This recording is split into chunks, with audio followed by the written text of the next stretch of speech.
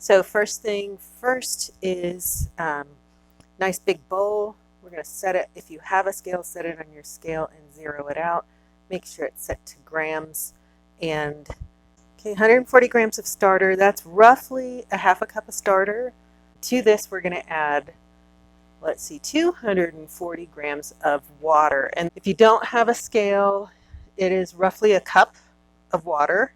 We're going to mix these two together so that um, the starter kind of dissolves. They kind of mix into one. If you have a scale, zero it out.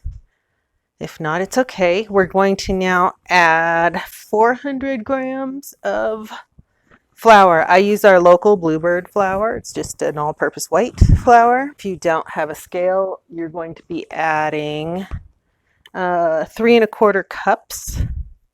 And then we're going to mix those those three ingredients together.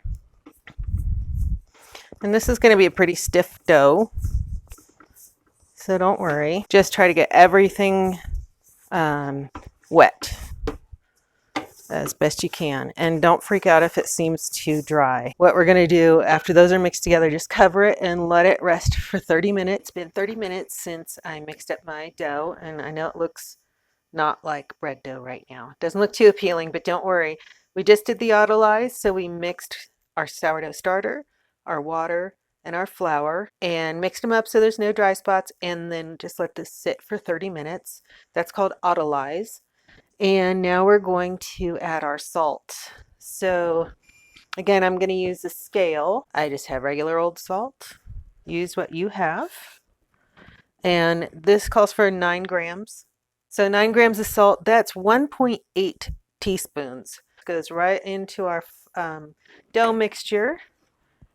And then we're going to do what's called some stretch and folds. So we're going to do this with wet hand, and we're just going to take our dough and stretch it and fold it, stretch it and fold it. And I'm just doing like quarter turns, stretch it and fold it. One more time, stretch it and fold it. And then once again, we'll cover this for 30 minutes to an hour. And we're going to continue to do what's called these stretch and folds every 30 minutes to 45 minutes for the next 3 to 4 hours. So that'll be 3 to 4 separate stretch and folds spaced out at least 30 minutes.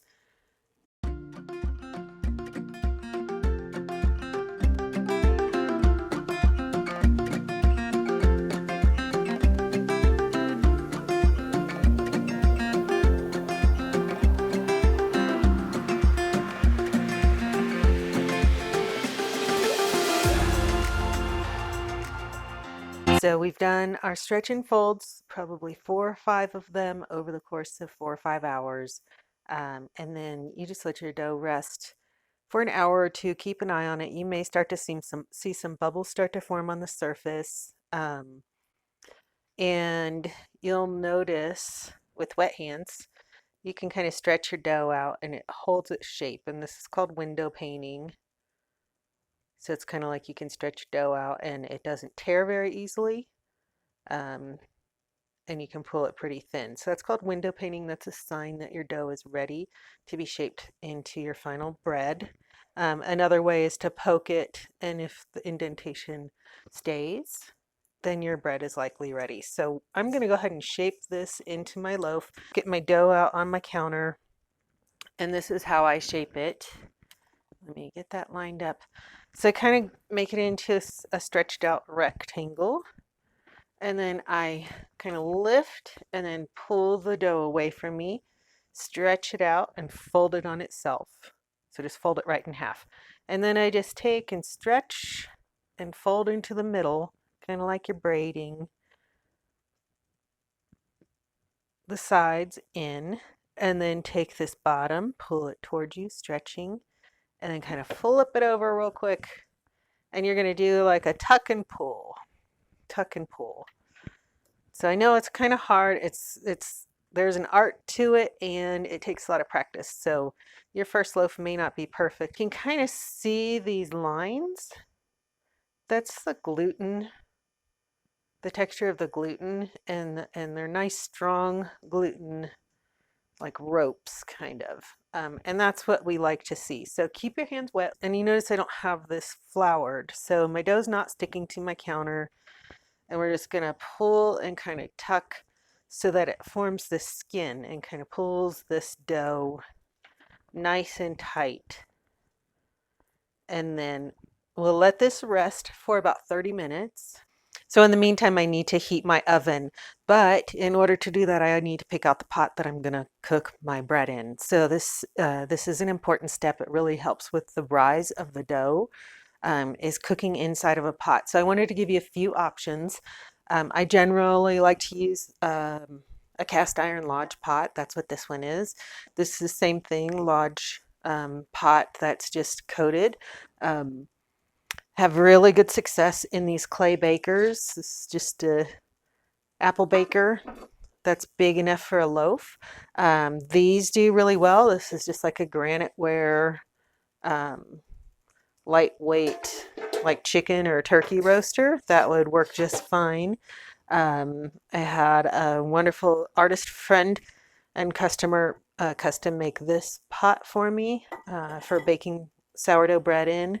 Something like that would work. And then if you don't have any of those, this works too. I have a skillet, so a cast iron skillet, and a stainless steel bowl that I can place my bread on the skillet and then place the bowl over top of it. And what we want to do is just capture some steam, and I'll show you that in the next step. Hey guys, I wanted to give you another option. So if it's late in the day, you finally have your dough ready, and the last thing you want to do is now heat up your oven for an hour or hour and a half, and then bake for another 45 minutes, and then let the bread cool, and you're just out of time. You want to go to bed. I really prefer to do an overnight ferment. It allows the fermentation process to just go a little bit longer, but breaking down the gluten even more. It makes the dough way easier to handle. And I think it gets a really nice oven spring, which is kind of that the bread getting inflated and being like bread. So my preference is to time all of my baking or all of my dough prep so that I can shape my loaves, put them in their bowls, cover them up, and then stick them in the fridge. And that'll be overnight. So maybe it's 7 o'clock in the evening or whatever. In the morning, I get up, I heat up my oven by about 9 o'clock. My oven's hot enough and my bread's ready to go in the oven. So I just wanted to show you real quick. It's the same exact process. We do the same exact kind of shaping of the bread, let it rest for 30 minutes, get our bowl, whatever we're using, ready. And then this one's really active. You can see I have a bubble right here already. Do any kind of final shaping, and then carefully inverting the bread into your bowl. You'll want to be sure there's no sticky spots, and maybe put a little extra cornmeal or rice flour on there, and then cover it. So I bought a couple of packages of these kind of reusable shower curtains or shower caps, and so that's what I use over and over. You can use plastic wrap or whatever. And then this is gonna go out in my spare fridge. So I have in the past baked a lot of bread for farmers market, usually 20 loaves or so per bake. So it just goes right in there. All right, guys, we're ready to bake. I'm going to take my hot, very, very hot cast iron Dutch oven out of my very hot oven. Okay, I'm going to have a piece of parchment paper. Maybe you have a Silpat. If not, you can dust the bottom of your pan with some cornmeal. And then a little trick, I normally bake the next day, so my dough is hard. A little trick is to put your dough in the whole bowl and everything into your freezer 30 minutes before you bake. It just makes it easier to handle, but it's not 100% necessary. And then I'm just gonna place my parchment paper over top of my bowl and see if I can coerce my dough out. Hopefully I dusted it enough. So there's my dough out of the bowl, and you can dust this off. I do have a little paintbrush that I use to dust that off a little bit. It's not a big deal. Mine is a blue cornmeal, so it looks purple in the camera. I'm going to use a razor blade. You could use a sharp knife, and I'm just going to score the top of my dough. That's just so it can expand. This is going to be placed very carefully right inside my Dutch oven. You can see the scoring starting to separate. And I'm just using a spray bottle of plain old water, 10, 12 squirts. We're trying to create some steam inside our Dutch oven. The lid's going to go back on top. And this is going to bake for 25 minutes. All right, guys, it has been 25 minutes. I'm going to pull this bread out. Oh, yeah, we have a beautiful loaf. It rose so nice. So this is going back in the oven, so it's not done. It needs to brown up on the top. So going back in the oven for an additional 20 minutes. All right, guys, we're going to take that loaf out. So it's just in there another 20 minutes to brown up and finish cooking. This is a beautiful dark loaf. And it came out really, really nice, I think. Let's set it on a wire rack to cool off. So there's our loaf. You can kind of see how high it's risen. It's a beautiful sourdough loaf. So hopefully you guys had some success.